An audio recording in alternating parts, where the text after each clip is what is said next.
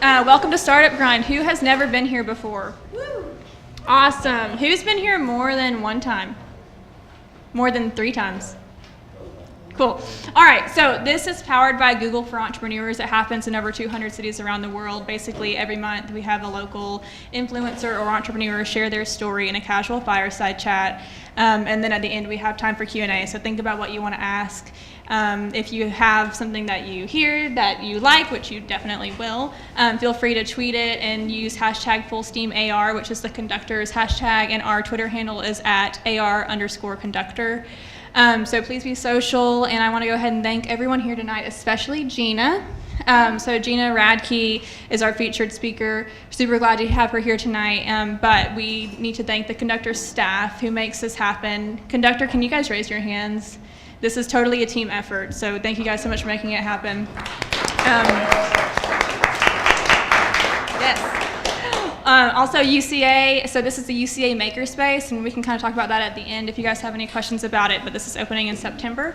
So thanks to UCA, thank you to Startup Junkie Consulting for making this happen as well, and our partners at Tacos for Life. So we're gonna go ahead and get started. And I'm gonna tell you a little bit about Gina before we start. So Gina is the CEO of Galley Support Innovations, an international trade advisor to Congress. She serves on the Governor's Career Education and Workforce Development Board. And she's the winner of the 2016 SBA Person of the Year, like the national award, and the Small Manufacturer Export of the Year in 2015. So I just want to go ahead and give you a little stage there to start on. And by the way, I had 4 pages of questions when I was writing this, and I was like, we're not going to get to all these. But Gina is super, no, you don't have to do that, but super inspiring. I'm so glad for you guys to hear her story tonight, and we're going to go ahead and get it started. Can you just tell us about yourself? Sure. Am I good, mic'd? Everybody's happy? Okay.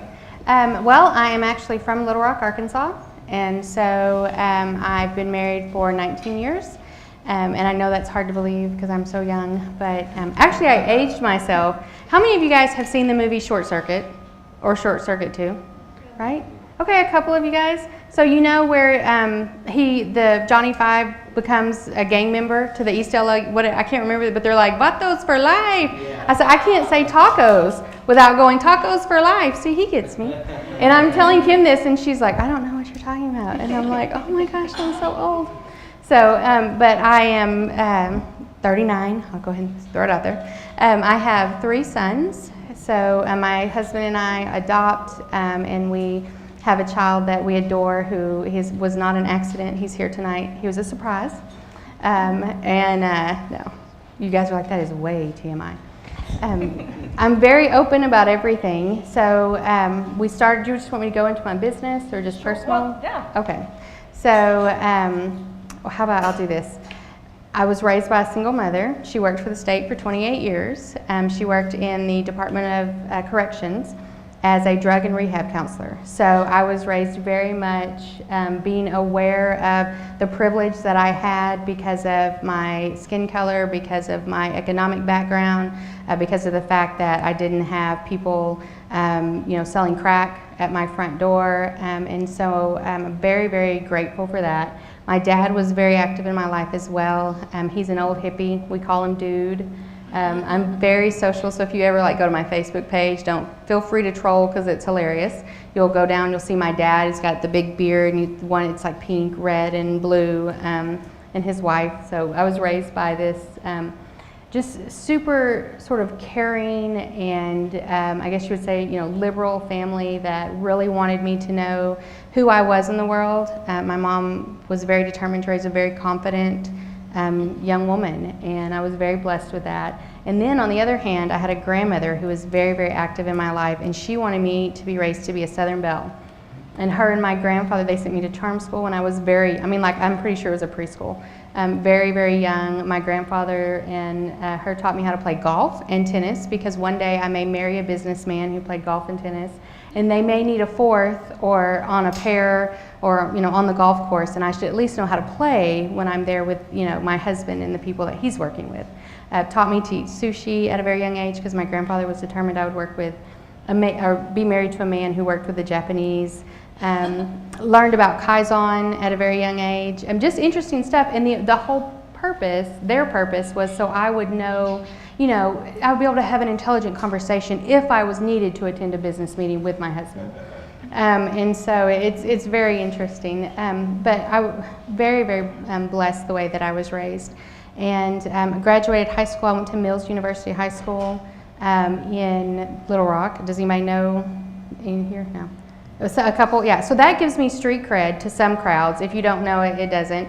But great school, very diverse. I very much enjoyed it. And then I got married a year. I was supposed to go to New York and go to Hofstra University. I wanted to be a news anchor, and did not end up doing that. Ended up meeting the man of my dreams and got married to a young man who was very good looking and still is, I think. I think he looks like the most interesting man in the world.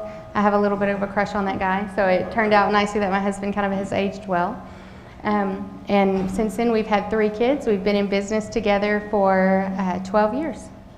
So. Perfect. Can you talk a little bit about your career trajectory after high school? Yeah. My first job after high school was I was the B for B98.5. I wanted to be a radio DJ. I either wanted to be a news anchor or a radio DJ. So I went to Craig O'Neill. You guys know who Craig O'Neill is? So I went to Craig O'Neill and I said, hey, I want to be a DJ. What do I need to do? And he was like, well, we're hiring for a B. You want to come be our mascot? And I was like, yep, I'll be there. Haha, I'll be there. Get it? No, okay. I think I'm hilarious. If you don't, that's fine. But so that was, I swear it was the best job I ever had. I only had to be in the bee suit for 15 minutes out of every hour because it was so hot, but I got paid $15 an hour. So, I mean, it was just an amazing job. But from there, I actually became a radio DJ, and I wanted to be the promotions director, and we had our promotions director leave. So I just went to the owner of the, or the general manager of the radio station at that time and said, hey, I'll be the promotions director, which I'm sure at that time was probably, $35,000 to $40,000 a year. And I said, I will do it for what I'm making now, which as a DJ was minimum wage. And he was like, that's a great idea, And so I did that for about 6 months, and I was like, hey, now I need a raise. And he was like, okay. So I did that for a while, and I really enjoyed it. And then actually I got into some multi-level marketing.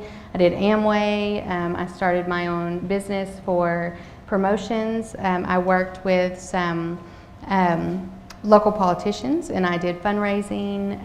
I did both fundraising for nonprofits and for political people, and enjoyed that. And then my husband was in the Air Force at the time. We moved to Destin, Florida, which was awesome. And I became the director of the American Heart Association for Okaloosa and Walton counties. So, and then I got fired, and that really was horrible. I was pregnant, I was bossy, and I got fired. And had my son, moved back to Arkansas, worked for the Alzheimer's Association, and got fired again. I was the assistant regional director, and I got fired. I was bossy, and on this one woman, she said, I don't think you can work for anyone else. Like, I think you're gonna have to work for yourself. And I remember being like, just let me prove to you that I can work for someone else. And she was like, yeah, that's not gonna work for us, so here's your last paycheck, and thank you. And so the same day that I got fired, my husband's like, I want to buy this business. And I'm like, I don't think that's a good idea. And she's like, you're fired? I'm like, so we're in business together. Let's do this. So that was before, right up to when it started. Perfect. So can you talk a little bit about from that point to becoming the CEO? Mm-hmm. So for 2 years, I basically was marketing. I mean, I answered the phones. Let's be honest, it was 4 of us. We had just bought a manufacturing company. We moved it from California to Arkansas. And what we do, just in case you don't know, we manufacture interior hardware for aircraft. So if you've ever been to the bathroom on a 747, we make the occupied vacant latches. We also make retainers, and we make stuff for Gulfstream, the 650, but nobody ever knows that. But if you tell them that you make the occupied vacant latch on a bathroom, they're like, oh, yeah. So I know I'll probably get some messages from you guys that'll say, hey, I was going to the bathroom on a plane and I thought of you. And I'm like, yeah, we're gonna start making like overhead bins or something. So we moved the company. It actually is an amazing story. It's my husband's story, and so I won't steal too much of it, but it was his grandfather's company. However, my husband did not know his grandfather, didn't meet his father till he was 30. And so we got out of the military. We had sold our property in Florida at the peak of the market. We kind of had this, very lucky, we had this batch of money, and we were like, well, what are we gonna do? When we wanted to go in business for ourselves. So we looked at a Papa John's pizza, we looked at a tropical smoothie, a gym, and we ended up buying the manufacturing company. And we literally moved it from California to Arkansas in the back of a 1998 Dodge Ram. It took multiple trips, and we got it here, and then we began to teach ourselves. I mean, we had a huge, it was $83,000 CNC machine. That was more than my first house. And we had no idea. My husband YouTubed, learned how to operate it. We went to some classes. I spent a lot of time. Google was not as big as it is now. Google is my favorite business tool at this point in my life. But I spent a lot of time learning how to run manufacturing software, which I had never had any experience in. So you have to picture, we had a 13,000 square foot facility, one giant machine in the middle, and then one computer and me, like just watching videos from the manufacturer, you know, trying to figure it out. And then on the other side is my husband watching videos, trying to figure, you know, stuff out. And that's what we did. And we started calling on customers and just saying, hey, you know, what can we do? And we were, when we took over the company, it had not been ran the way that we run it now. And so there were purchase orders that were 6 months past due, and we would say, hey, do you still want this? And they go, yes. And we go, great, we made a sale. And so we would, you know, manufacture and send to them. So we did that for about 2 years, and we slowly grew. And then 2007, 8, 9 hit. And so in about 2008, we made $10,000, and it cost $30,000 a month to keep the doors open and pay, you know, everybody and for the machines. And so my husband and I said, okay, somebody's got to go to work. Because at that point there were 4 of us, and we had 2 people that worked for us that were ex-felons. They had been in prison and were no longer in prison and no longer committing felonies, so they worked for us. And we said, whoever gets a job first will go to work somewhere else, because they're not going to be able to go to work.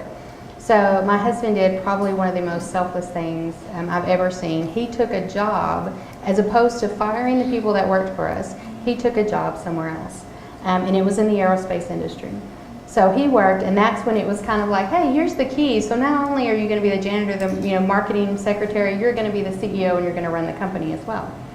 And so I started studying like nobody's business. I called every free service that you could possibly think of. Arkansas Manufacturing Solutions were so sick of me. Literally one time I called and I could hear someone in the background when they said my name. They said, tell her we don't have any money for her. And I'm like, that's not why I'm calling, but if you do, I will take it. What kind of grades do you have available? And it was funny because during that period I kind of became the queen of, you know, grant finding, and I would go and find grants for myself and for our business, and then I started helping others find grants. And you know, they would say, oh, we're struggling with this, and I said, well, have you heard of the T-Tag grant, or have you heard of the exporting grant? And to just kind of help others who've been, you know, where we have been. So we did that for a couple of years. My husband worked elsewhere, came home at night, and he would design. And just to give you a little bit of background, you've got to picture me, and this is, you know, obviously 10 years ago, so I'm younger, and I'm still spunky, but I am talking to these 2 guys who are both ex-felons. I mean, we're prison tatted, both Native American guys, and I'm telling them, hey, you need to run this machine this way, because that's what I learned. Okay, they've been doing it since they were like 13 years old. And I remember one time this guy said that he's like, we're never going to make this date. And I said, if we don't make the date, we might as well shut the door and just shut everything down. And he stood up to me. He was sitting, and he just stood up, and I was just like, oh, he's never done that before. And he was just like, then I guess we're going to have to shut everything down. And I was like, oh, okay. So he's the only one that knows how to run that machine. And luckily we talked and we worked through it, and you know, ended up, you know, having a great relationship. But it was just, I mean, I had no choice but to have tenacity and try to go, all right, I'm going to figure this out, and let's see what we can do. So how did you guys grow from that point to where it is now? We hit the ground running like you would never believe. Again, the state of Arkansas, a huge, they have a lot to do with our success story. They went to the NBAA, which is the National Business Association annual meeting, we'll say. And so they took us, it's a trade show. And we went and we met customers that we had never even imagined. Did I sell the fire alarm?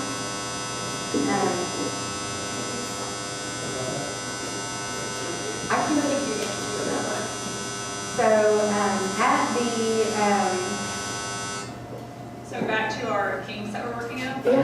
Thanks so much. Well, thank you. So at this meeting, we just went, we were on the floor and we're like, hey, do you happen to buy latches for your plane? We've got some. I mean, and I felt like the person that's like, I got latches, you got latches, I got latches, you know? And we went all over the world. There's another movie, I guess I'm talking movie quotes, but there's another movie and I think it's called Tommy Boy.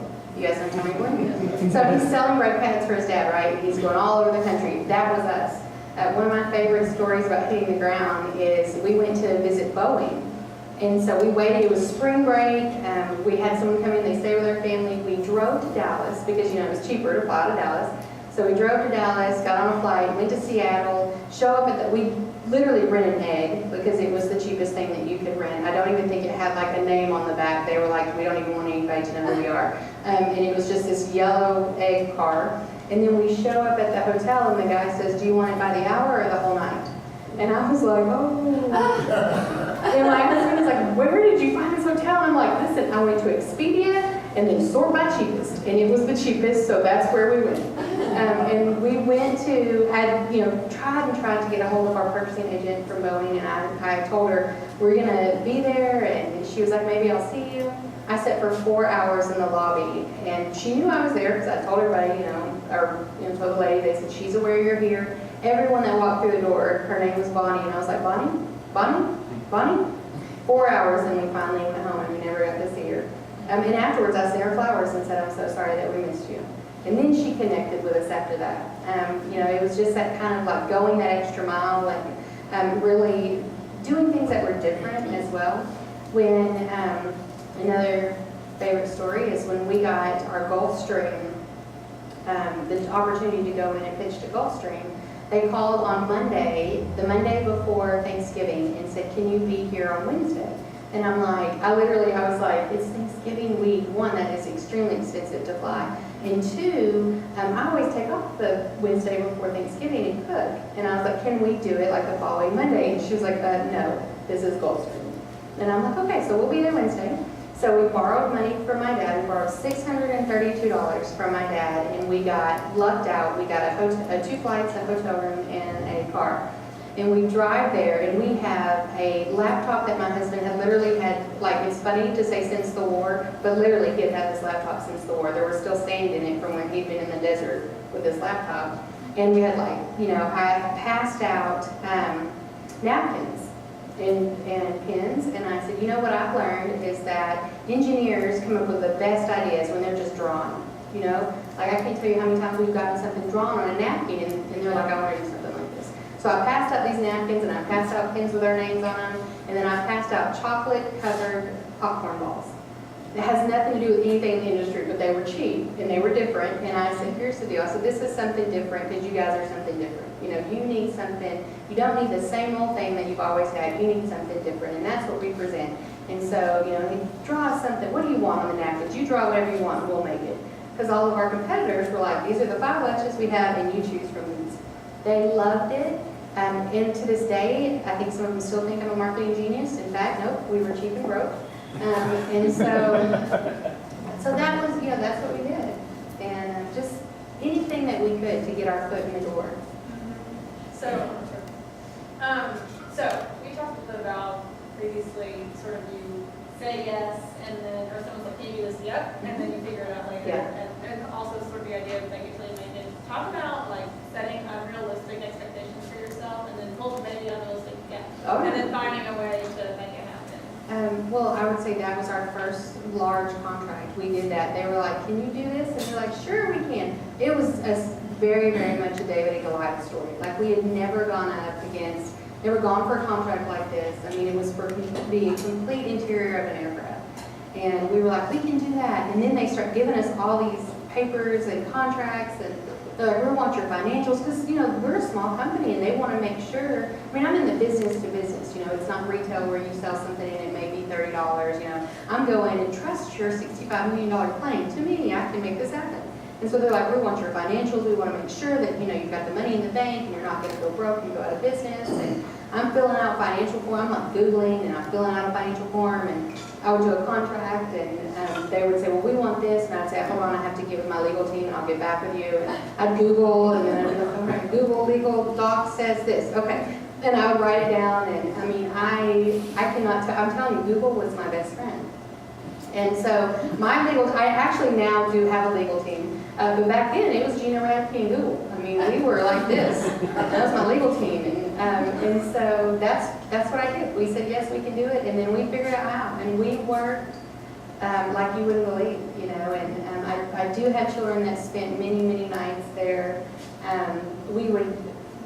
We have a large grassy area next to our building, and so I would bring the kids up and we'd have picnics, you know, and so we could see Daddy at night, or you know, and because I could, you know, take my work and do a lot from home, and Wade had to work there, and so they grew up in the business, and now we have had some level of success, and we've remodeled, and things are very nice, and they'll say things like, you're ruining our childhood with this ceiling. Who needs a ceiling? You know, and this bathroom that works, what's that? You know, and so, you know, so we've upgraded.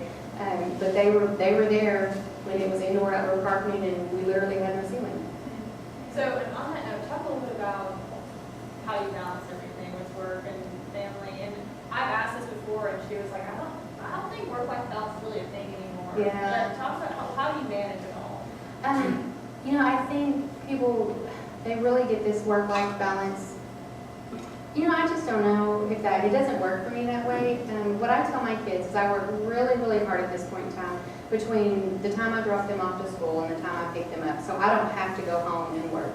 And there are some nights that I do that.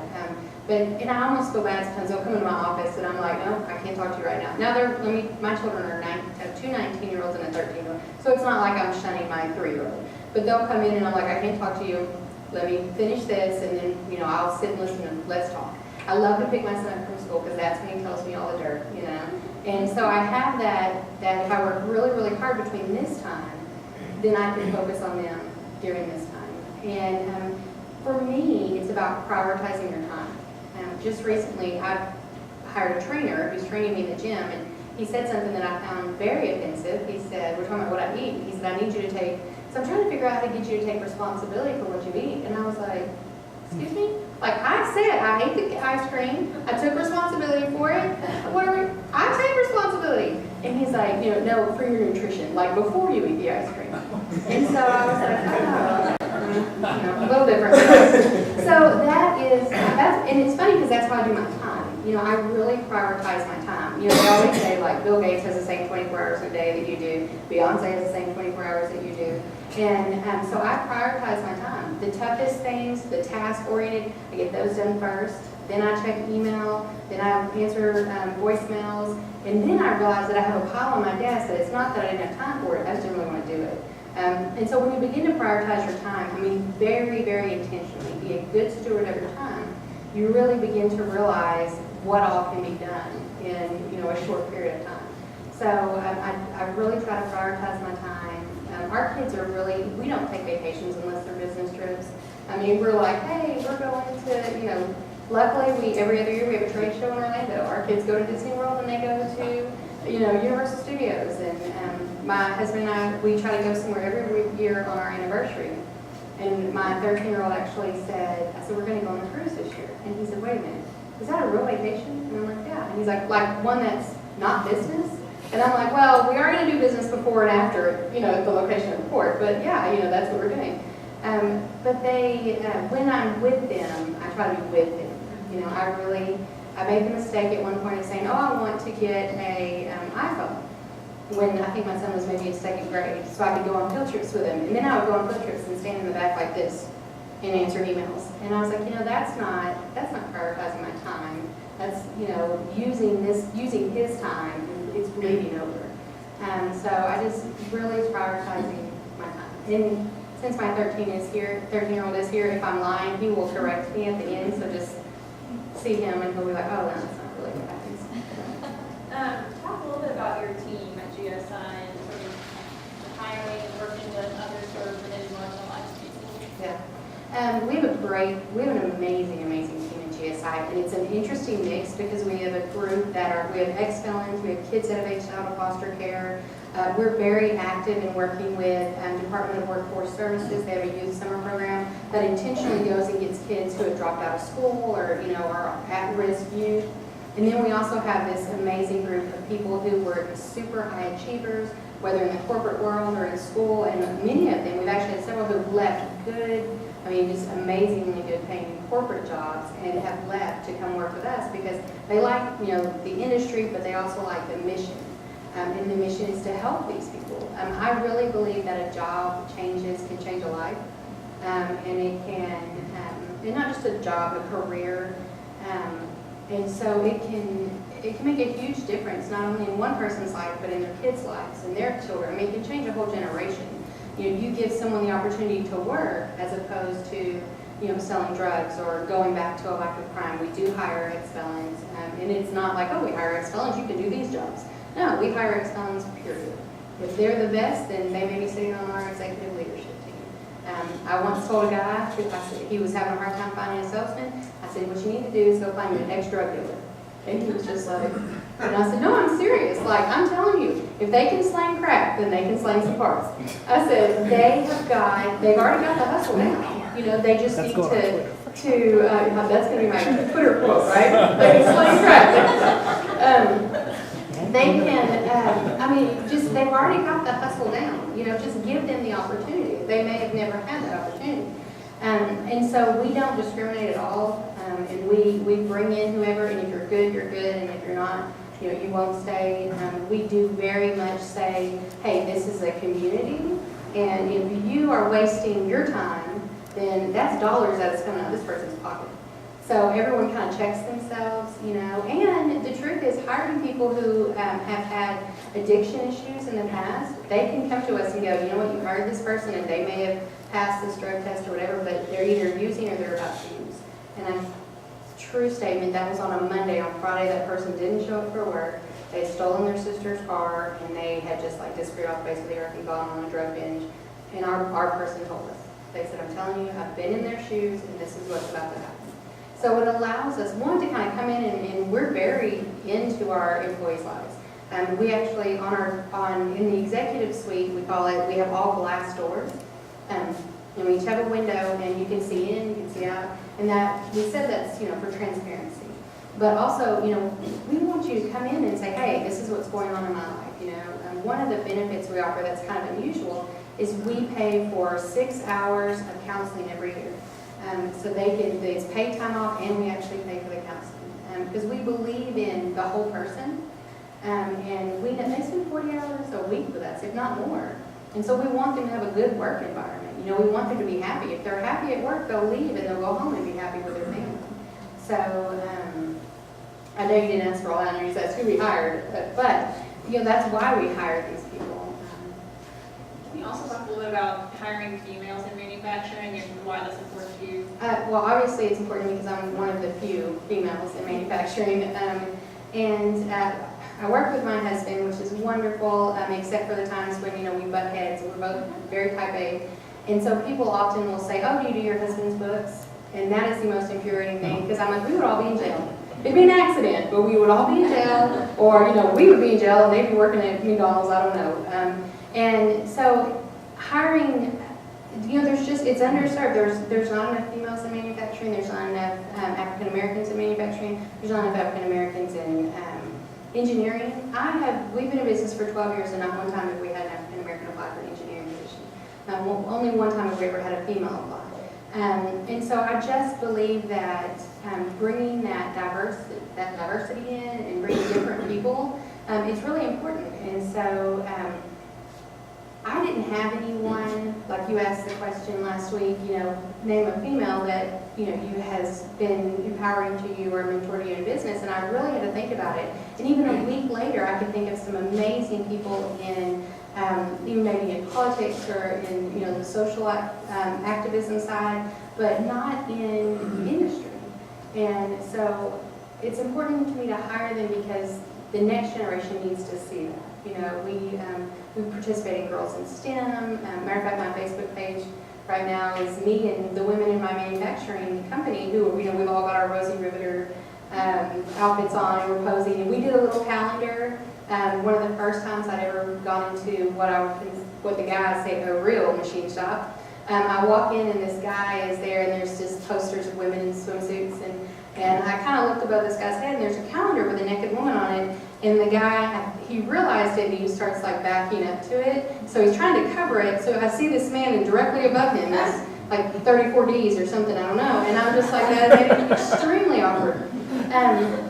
And so we made a calendar of our women, you know, who actually work on the floor in manufacturing because we want them to see that. You know, it's not a dirty job, it's not a bad job, it's not an uneducated job at all. And we want them to see that there's value in them being in there and there's value in what they do. What has that been like for you, like totally trailblazing the industry basically and as a female? It's been tough. There's been times. I don't think that people realize kind of the unintentional bias that people have towards women in manufacturing. I think that they either think, oh, that I'm supposed to be, you know, show up in some Dickies and, you know, be like, yeah, what's up, dude? You know, or that, you know, that I'm just there because my husband, you know, was his grandfather's company.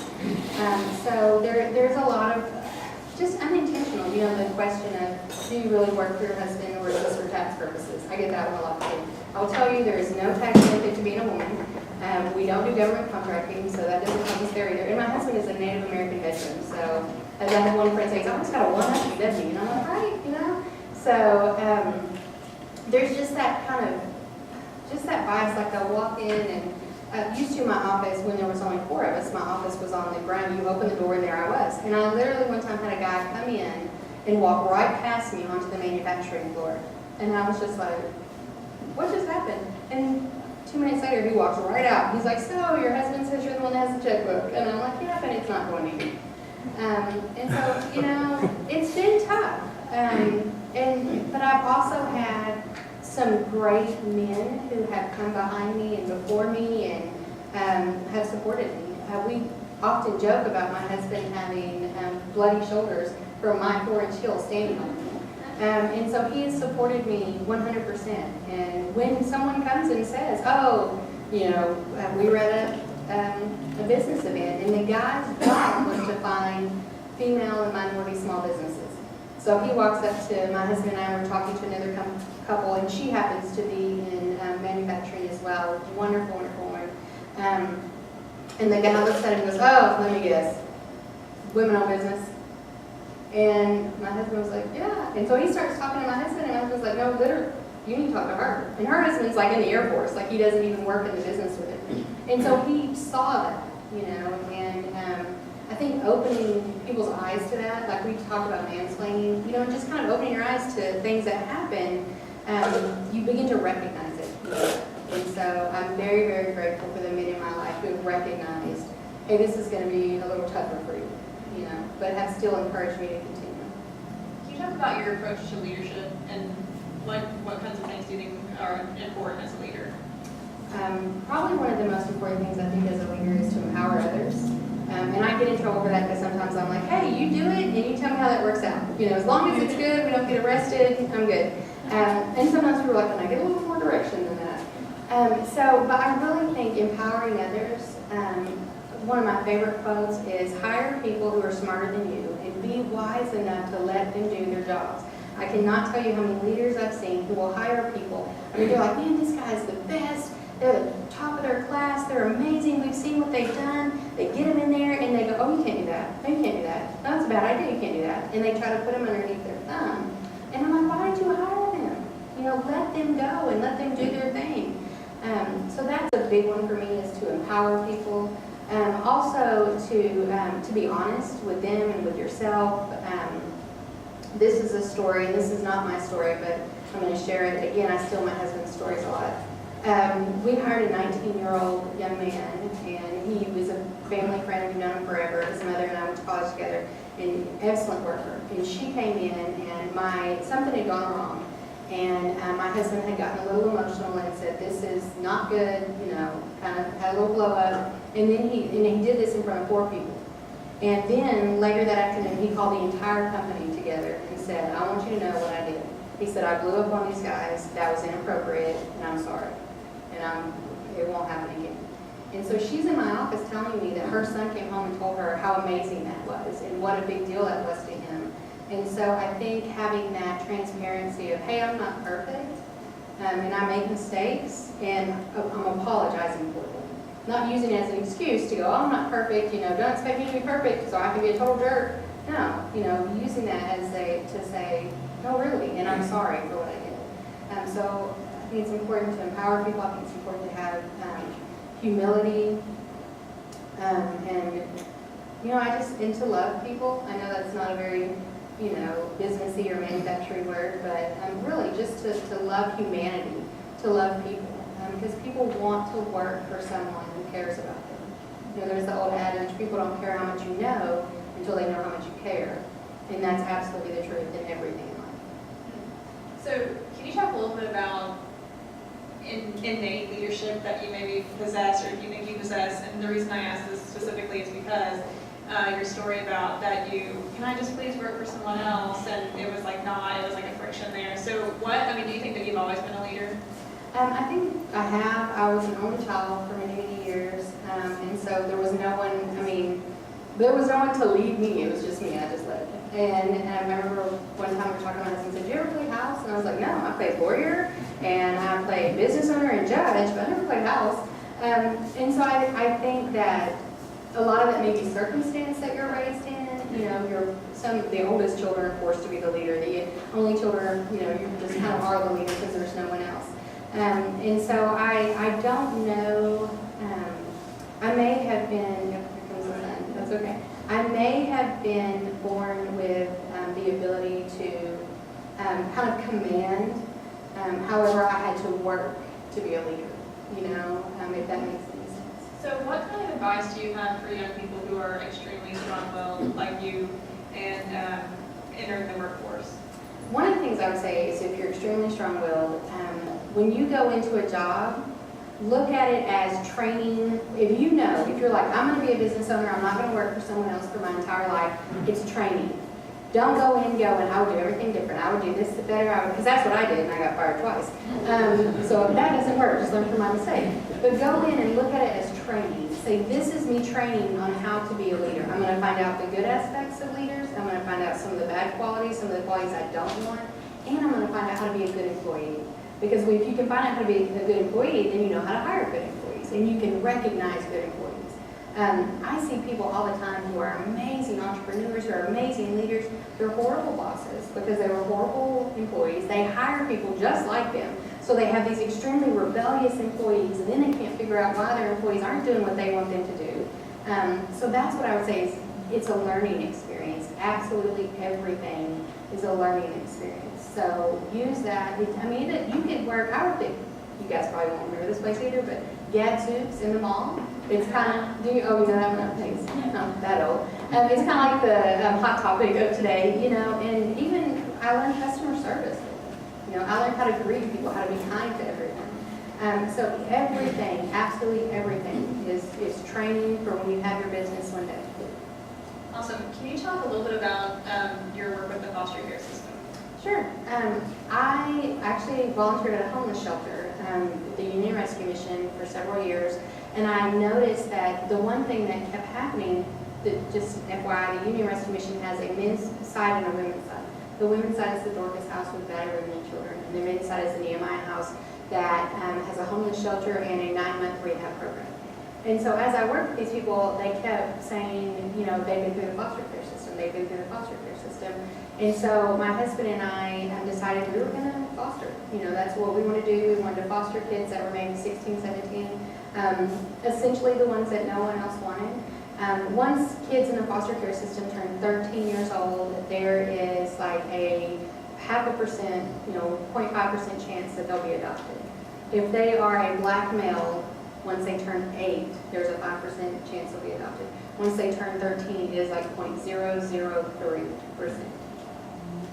And so we decided we were going to adopt older foster kids. And we were like, we're going to buy a home, we're going to put these kids in it, we're going to love them, it's going to be great, we're going to do all these great things. And then finally we're telling this to someone and they're like, have you ever heard of immerse? That's what they do. And we're like, oh, well, we're not going to reinvent the wheel, we're going to join up with someone who's already doing it. So we began to do that, and I see right now that I know Arkansas is working on it, and I would most definitely give credit to Asa Hutchinson, who is absolutely, it's been one of his standpoints. Is working on foster care, the foster care system, but right now it is pretty much a funnel from foster care to prison. When these kids are 18 years old, at 4 p.m. on their 18th birthday, they're homeless. They have to be out of place. So you're a foster child. You've never had anyone. And now you're 18 and they're like, you're an adult, go figure out the world on your own. And it's heartbreaking. These are kids, So we just began to mentor and to work in this program. And through that, we've actually adopted our newest son. It's funny because we have two 19-year-olds and they'll say, oh, are they twins? And I'm like, no, one's black, one's white, So we have our oldest, our newest, and our youngest. We have found so much joy working with these kids and giving them a job and giving them the opportunity and having a little bit of grace for them, which I am not a graceful person. I'll just be real honest. I'm like, you didn't show up, you're fired. Like, that's the real world, go find another job. So it's tough on me because I'm like, okay, you didn't show up, we're going to give you another chance. You didn't show up, okay, we're going to give you, and a couple chances in, I'm like, listen, kid, at some point in time, you're going to have to learn this lesson. But it's been so enriching to us, not only because we see the difference in individual kids, I just see the difference in generations. If we can help this one kid, then that kid, when he has children, helps them, and it helps them, and it just, it changes the community. And so that's why it's important to me. These kids did not ask for the life that they have. And I just think that it's my responsibility as a human to come alongside them and try to help them. I love it. Okay, one more question before I open it up to everyone. But I wonder this a lot when I talk to extreme high achievers.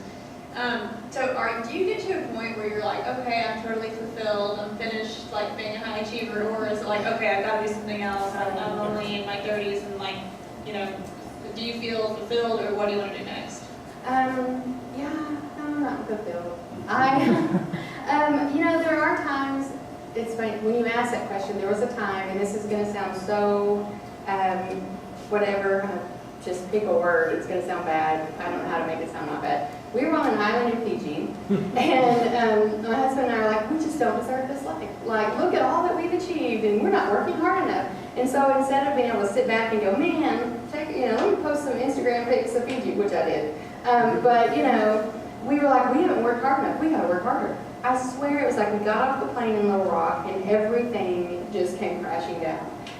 Business is still good, but we have never worked as hard since March when we got off that stupid plane for Fiji as we have now. I have never been like, I need a vacation, because I've always enjoyed what I've done. I've enjoyed everyone that's around me. And so we just worked extremely hard. So we have learned, one, never look a gift horse in the mouth. Never say, gee, I'm not working hard enough, ever again. I don't know. I don't know if there will ever be a time. We used to go, oh, we want to retire by the time we're 50. And now we're like, I don't know. If we retire, we'll buy a resort, and then we'll run a resort, and then we'll buy little resorts. And so I don't know that there's just not. I don't know if it's me, if it's just, high achievers, as you call us. I don't know. There's just this burning passion that I have to do more. And so I'm happy, but I'm not ready to, I'm not finished. All right. Okay, we can open up for questions. So just raise your hand and we can just open Q&A. Are you going to go with this inspiration luncheon in the fall? It's a program Miss Hutchinson puts on for the CAC. I'm not this one. I will not. Yeah. If you go back and tell your 22-year-old something, go tell you something. Oh my gosh. I would say, stop having a crisis. I was just talking to someone about that. I remember being 22 and being crying, being like, what do I do with my life? And I'm 22. I would probably say, take a deep breath. It's going to be okay. You don't have to achieve everything by 25. And even if you're a millionaire at 25, that's not enough to retire. So I would probably tell myself just to chill out a little bit, honestly. And I would say, stop being so dang bossy and you won't keep getting fired. Because the first time I got fired, I was 25. And so, yeah, I would definitely tell myself to just, enjoy it. Be a little, quit eating Taco Bell at 3 p.m. I would tell myself that.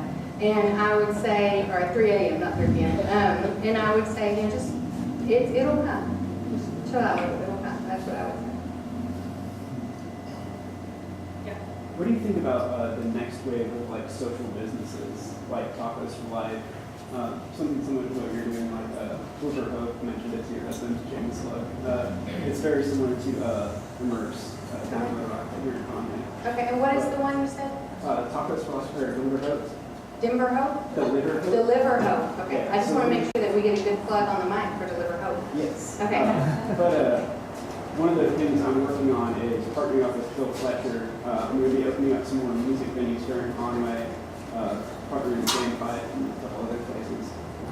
But our basic tagline is going to be your night out with someone else's night in. And so essentially you come out, have fun at a bar in Conway instead of having to drive to Little Rock. And then in turn that provides a place for someone to stay. What do you think, like those models, like, because more and more places are, plugging what they're doing for the community. There's very few of them that I think that are actually doing it because they want to, they're seeing the marketing stuff, but what do you think about that trend? It's funny, a couple of years ago when it kind of became the new trend, someone tagged me, because now they have, I think it's called Certified B, which is like a certified social, activist venture, or, what they want to call it. And they're like, oh, this reminds me of you. And I would say that in doing something, you have to decide, is your main purpose to be a nonprofit or is your main purpose to be for-profit? And if it's to be for-profit, you need to run it like a profit. Because if you don't run it like a for-profit business, you will go out of business and you will help no one and then you will be in debt. And so that is the one thing that I would say, moving forward, that trend, if I could give advice. But I think that we have such a desire as humans to connect, and there are so many things that try to disconnect us. I think that's why that's become such a thing, that everyone, they want to do good, they just don't know how. And so they're like, well, if I buy this pink bracelet, or if I go out to this club instead of this one, then I'm going to be helping someone. So I just think innately we want to do good. I do think, I think the fail to that is when people don't run it like a business, and then they end up failing, and then when they start, they think, we're not going to run this like a business because that's not our mission, And then when they fail, they don't realize that that really hurts other missions, as opposed to getting it, running like a business, putting people in, giving them jobs, putting them in business for themselves. So I think it's a great thing. I hope that it's not a fad. It's been around in some ways for years. People have been, buy this and we'll donate 10% to this charity or whatever. But I do think that if they're not ran like businesses, that it's ultimately going to do more harm than good. And I love Phil Fletcher. Matter of fact, he gave us an award. Yeah. Other questions? What would you say was your biggest challenge as an entrepreneur, and how have you overcame it? Aside from being a woman in manufacturing, finances. We all want to start a business and nobody has any money. And so I will say that knowing what Jeff Sanders does, angel investors, that did not exist 12 years ago. There were not angel investors. We were very, very lucky that we had sold, our property and had a bunch of money and were able to invest. I tell you, that money went fast. And then we did have a guy who came alongside us and said, I'll invest in you. He gave us $30,000. We paid $338 a month in interest for 18 months, and then had to hand him a check for $30,000. So it came at a cost, but financing has been the biggest thing. And so I would say overcoming it is you gotta be cheap. I mean, now it's a little bit better. There's accelerators, there's different things that you can go to and get some financing. I kind of came in between that. I remember I listened to Mr. Harding's, and he said he went to a bank and someone gave him a loan for $365 or whatever. So, and then now you have angel investors. And so we started our business kind of in between, where a bank was not going to give you money unless you had already manufactured it, sent it out, and you already had money coming back in. And then there were no angel investors really out there. So we were thrifty as all get out. We bought all of our office furniture from the state surplus place. I don't know if you guys have heard about this, but the state, like when the college, when it gets rid of its desk, it goes and it ships them off to this warehouse, and we bought them for $10. So we were extremely thrifty, and we looked for free money everywhere we could. I saved every penny that we could. There's a joke still in our company about cheap toilet paper and how they're so grateful that we're doing well now because there's good toilet paper, and they'll know things are going to get bad if we go back to cheap toilet paper. But I mean, really, financing was probably the hardest part of being an entrepreneur, and finding that money. I mean, you've got to work for it. You know, it's just not out there. You know, and no one is going to give you money if you can't show that you're good with what you got now. You know, you've got to go. I mean, and some people, I mean, maybe have the opportunity to say, hey, here's my personal finances. And because that's what an entrepreneur is. You're using your personal finances to start. And so you're like, here's what I've saved. Here's what I've invested in myself. Here's my balance sheet. Here's where I'm saving every single penny I can to put it into my product. So, I mean, I would suggest that because, I mean, be as thrifty as you possibly can because money is the biggest challenge for entrepreneurs, startup owners. Thank you. Hey, Gina. So, as you look back from now, back across your entire career, what's been your greatest regret? I once, and that's really easy, I once had an employee who quit because I worked him too hard. And that was, I always say, he really changed the way that I led because he came in and he was very upfront. He said, this is what I do, this is not who I am. And when you're an entrepreneur, this is who you are. You know, I mean, it's who you are. And there was a time, and I remember he was on speakerphone and my secretary called and she's like, he has to leave. And I'm like, of course he is. And she was like, you're on speakerphone. And I'm like, I know. You know, and I did not care for him as a whole person. I expected him to stay and put as much passion into it as I did. And so that was my biggest regret. And I remember, and he gave 2 weeks and we left on good terms. And I still, to this day, I will tell him, you are the best employee I ever lost. And you really, I mean, it really taught me a lot. And so that was probably my biggest regret, is not, in the beginning, getting too caught up in being afraid to lose. And that's really the root cause, is getting too caught up in being afraid to lose everything that I mistreated. How would you parlay that back around into advice to yourself 15 years ago? That would be the chill out. I'd be like, chill out. It's going to be fun. You know. Now we call it, we say even if. And we say even if we're in a van down by the river, even if, you know, we're going to run our business with integrity. My husband and I are going to love each other and our children. We're going to have a good marriage. We're going to be good parents. And we're going to love those around us, even if we end up in a van down by the river. You know, that we're not, if we lose everything, we're still going to be who we are. Okay, we end all, yeah. Oh, no. We have I'm just teasing. Looking through your whole career, what was your largest moment of accomplishment as a small business owner? When my 13-year-old son was born, absolutely. See, every time you try to love me when there's people around. See, this guy's good. Now, probably, gosh, you know, meeting Mark Cuban was pretty awesome, and winning that award was really awesome.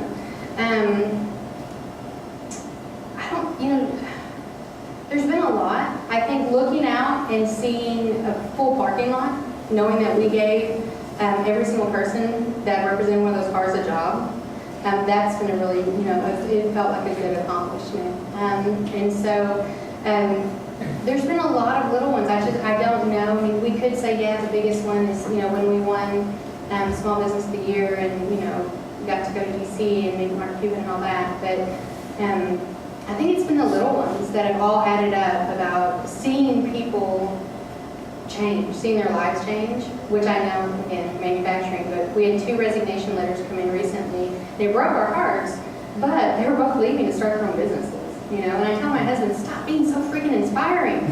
Stop inspiring people so much. But what one of them said was, he said, I've been through some of the darkest times, and I've asked if I could share this, and it says, I've been through some of the darkest times in my life. It's in the past 2 years that I've been here, and I have no doubt they would have been much darker had I not had my GSI family. People don't write that in a resignation letter. So It's the little things that kind of add up to the big things. Awesome. Can I ask one? Yeah. You can both ask questions. You can Okay, go. yeah. I'll let you go first. Okay, yeah. Okay, you mentioned this earlier that you use Google a lot. I would also like to know if there is like any book that you use to learn about stuff and like a kind of your favorite book or maybe life-changing book that you read, and if you can recommend it to us. In as far as manufacturing or business development Business or development and business- or maybe a book like your favorite book. Oh, my favorite book. Oh gosh, there's so many. From Good to Great. It's an older book. It's really, really good. And then on leadership, there's one called Leading with a Limp. That is really amazing. And man, I read a lot. Well, I don't read. That's a lie. I audible a lot. The other one, you know, and I should be prepared. Like people ask me this question, right? And I should know. But then I read something else. I'm like, this is so good.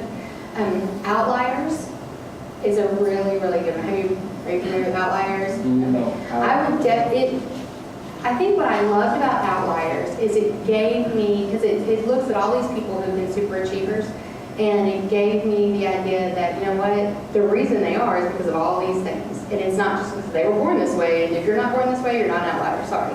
And I would say Outliers is probably a really, really good book. It just, for me, it just kind of gave me the inspiration to be better and better and do better and better. Thank you. He asked my question, so. Oh, okay, yeah. Outlier and Emotional Intelligence by the same guy. It's very, very, very good for leadership. Okay, so we end all startup grants the same way, which is why asking you what's one piece of business advice you would leave us with. Oh, I gave it in the beginning. I would say hire people smarter than you. Or, and be, let's see, entrepreneurs, be thrifty. Don't think you've got to go and spend a bunch of money. Choose the right audience to spend money on. And so be very, prioritize your time and money. How about that? Perfect. There. Well, thank you so much, Gina. Super inspirational. You're an inspirational woman. Thank you again to the team. If you have any questions about the conductor or startup grind, ask us later. And let's give it up for Gina.